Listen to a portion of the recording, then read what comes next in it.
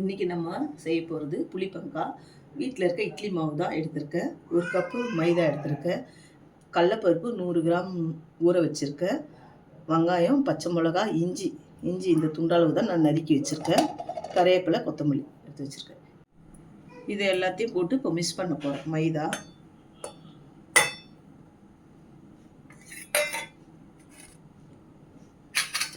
வெங்காயம், பச்சை மிளகா எல்லாமே போட்டு மிக்ஸ் பண்ண வேண்டியதான்.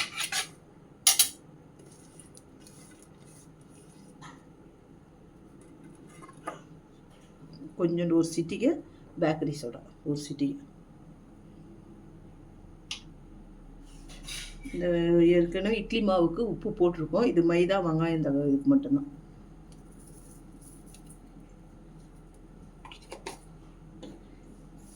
எல்லாம் இப்போ மிக்ஸ் பண்ணிக்கணும்.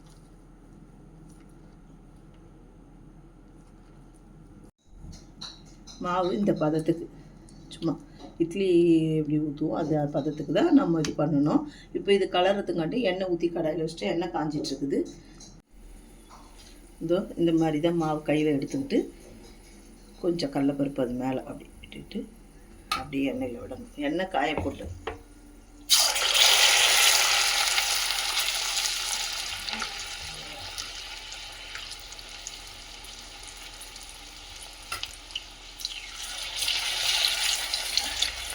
இது நல்லா வெந்து வந்துடுச்சு, எடுத்துடலாம். புளிபங்கா ரெடி ஆயிடுச்சு. தேங்காய் சட்னி வச்சுருக்கேன். அதுக்கு நீங்களும் உங்கள் வீட்டில் ட்ரை பண்ணி பாருங்கள். வீடியோ பிடிச்சிருந்தா லைக் பண்ணுங்க, ஷேர் பண்ணுங்க, சேனல் சப்ஸ்கிரைப் பண்ணுங்க,